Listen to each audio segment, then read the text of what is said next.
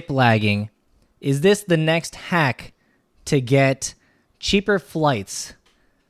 A teen found out because they were caught skiplagging and now have been banned from American Airlines for 3 years. So let my boomer mind ask you this question. What is skiplagging? Glad you asked. So, Okay. I generally don't know what it is. I'm not playing it up for the camera or anything. I don't know do you know what it is? All right. No. So, skiplagging is a way to get cheaper tickets, and this is how you do it.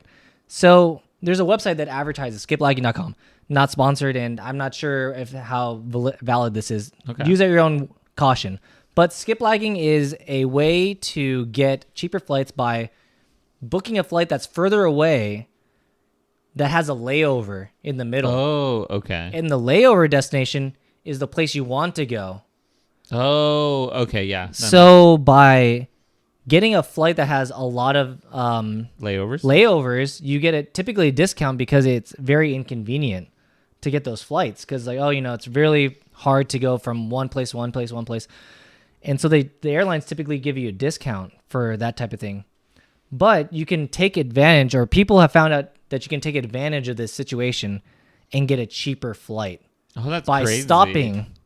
However, a teen messed around and then found out because they saw that he had a North Carolina license and he was supposed to fly to New York with a stop in North Carolina from Florida. Oh, wow. So they pulled him aside and they found out that he was not planning on going to his final destination, New York City, but was in fact going to just skip out once he landed in North Carolina. Okay. I have heard about this, actually. Yeah, it's crazy that that's even happening, Do you think a ban of 3 years is excessive? Because it's in their user agreement from the airlines that they say that you cannot use or do this type of thing. Do you think 3-year ban from this carrier, American Airlines? I don't know. Excessive? I don't know if it's excessive or not. And the only reason I say that is because I don't know. The thing is, it's hard because at the same time, I mean, they did find what you would call a hack on this, but at the same time, it's in their terms and conditions. So it's up to them. It's up to the airlines. But potentially, this guy could also now be a customer of another business permanently. And another be airline. like, I'm never flying American or United because it's like I get banned for such a long period of time. So they're just now forever. They might potentially forever be a customer somewhere else. Maybe 3 years might be too long. Maybe a year might be fine. But yeah, it does seem. I mean, I think they probably were trying to send a message to other people to not do it. But the website Skiplag advertises that you could save up to 80% off. That's your crazy, flight. Actually. No, take the risk. Risk it for the biscuit. Risk it for the biscuit. Risk it for the biscuit. The airlines mentioned that you could be banned for X amount of time, an unspecified amount of time, and then lose your airline status and any type of flight points that you did have occur. That's crazy. Yeah. So it is pretty risky, but if you don't fly all that often, they might not have the data to say because if you do it more often, their data is going to show that you are a frequent person who misses their flight. Yeah. And it's I don't know. But don't they check your tickets every time you? They don't check when you leave. Oh yeah, true. So if you'd only fly with if you don't have any so it was pure coincidence that this guy just got caught. It was because they had a North Carolina ID and they're that the person when they tried to board, they're they took him in the back. I mean, it seemed like a lot of pressure. Yeah, because they're are you actually going to go? So, how much do you think that he paid originally? Yeah. From Florida to New York City. Probably 120. Yeah, it was 160. Okay. So, what do you think the father had to pay to get the son to North Carolina going the normal way? The normal way, probably 200, 250. $400. I guess it was still probably because it was a very last minute flight. Oh my god! I'm generally shocked. Yes, I'm generally. But still, shocked. $400. That's not very far. Yeah, it is not very far. So I mean, it makes sense though, but I mean, if it's last minute. Yeah, supposedly the family has been doing this for years at this point. Oh, but really? Oh, yeah, wow. so it was just coincidence that they were caught and this whole thing happened. So it is a terrible coincidence, and That like, is man, true. like that he is just like called out.